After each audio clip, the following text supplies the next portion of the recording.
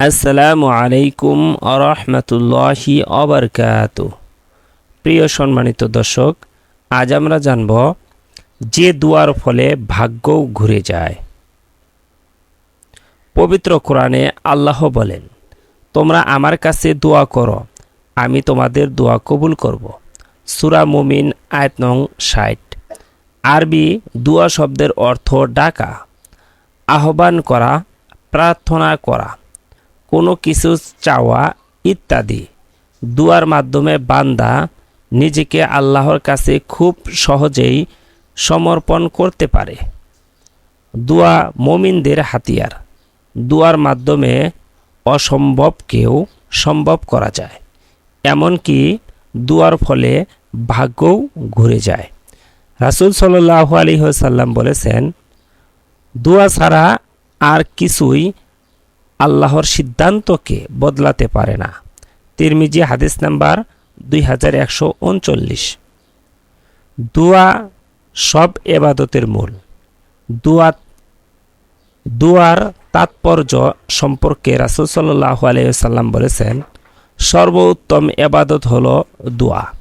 মুস্তাদরাক আল হাকিম হাদিস নাম্বার 1760।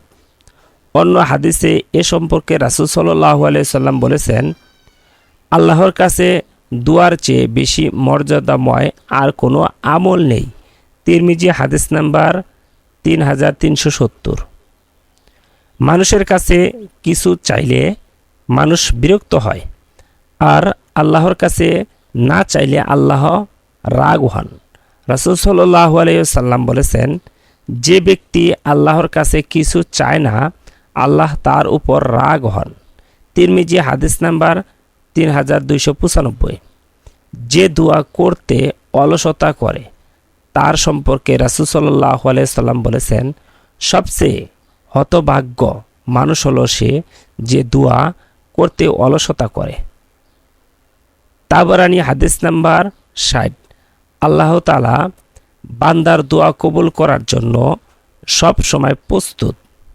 পবিত্র কোরআনে আল্লাহ বলেন, হে রাসূল, যখন আমার বান্দা আমার সম্পর্কে আপনাকে জিজ্ঞাসা করে, তখন বলে দিন, আমি বান্দার খুব কাছেই আছি।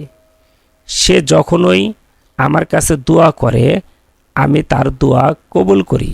সূরা বাকারা আয়াত নং 186। রাসূল সাল্লাল্লাহু আলাইহি ওয়াসাল্লাম বলেছেন, তোমাদের প্রভু খুবই লজ্জাশীল। বান্দা যখন দুয়ার জন্য হাত উঠায়, সে হাত খালি ফিরিয়ে দিতে আল্লাহ লজ্জা পান। আবু দাউদ হাদিস নাম্বার 3370। দোয়া কবুলের অনেক শর্ত আছে। এখানে বিশেষ কিছু শর্ত তুলে ধরা হলো।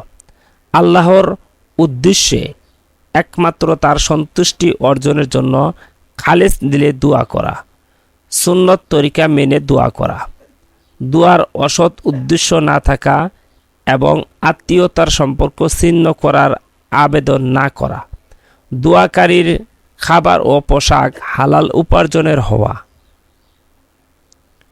দুয়ার সুন্নত তরিকা হলো আল্লাহর প্রশংসা এবং রাসূল সাল্লাল্লাহু আলাইহি সাল্লাম এর উপর দরুদ পড়ে দোয়া করা, বিনয় কাকুতি মিনতি করে দোয়া করা এবং দোয়া কবুলের ব্যাপারে তাড়াহুড়া না করা।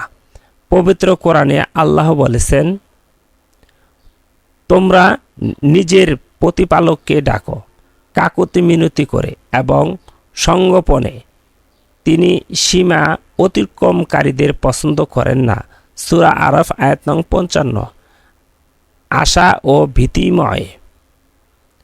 আশা ও ভয় ভীতি নিয়ে দোয়া করা। এ সম্পর্কে আল্লাহ বলেছেন,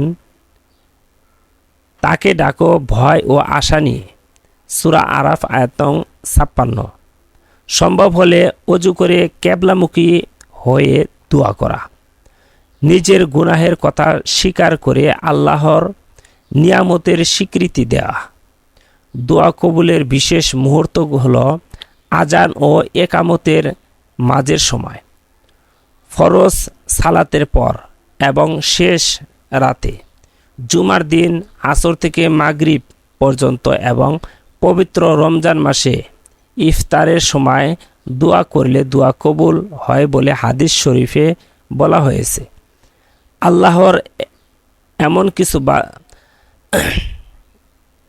আল্লাহর এমন কিছু বান্দা আছেন যাদের দোয়া নিশ্চিত কবুল হয় বলে নবী করিম সাল্লাল্লাহু আলাইহি সাল্লাম বলেছেন। তারা হলেন বাবা মা, নেক সন্তান, মুসাফির, মজলুম ব্যক্তি, ন্যায়পরায়ণ শাসক, রোগী এবং হাজি। রাসূল সাল্লাল্লাহু আলাইহি সাল্লাম বলেছেন, যদি কেউ চায় যে বিপদের সময় তার দোয়া কবুল হোক, তাহলে সে যেন সুখের দিনগুলোতে বেশি বেশি দোয়া করে। তিরমিজি হাদিস নাম্বার 3382। ইনশাআল্লাহ দুয়ার ফলে আল্লাহ পৃথিবীর ভাগ্য সুদিন ফিরিয়ে দেন। মহান আল্লাহ আমাদের সকলকেই বেশি বেশি করে দোয়া করার তৌফিক দান করুন, আমিন। আপনারা যদি এরকম ভিডিও আরও পেতে চান, আমাদের চ্যানেলটি সাবস্ক্রাইব করে পাশে থাকা বেল আইকনটি অন করে দিন। আসসালামু আলাইকুম ওয়া রাহমাতুল্লাহ।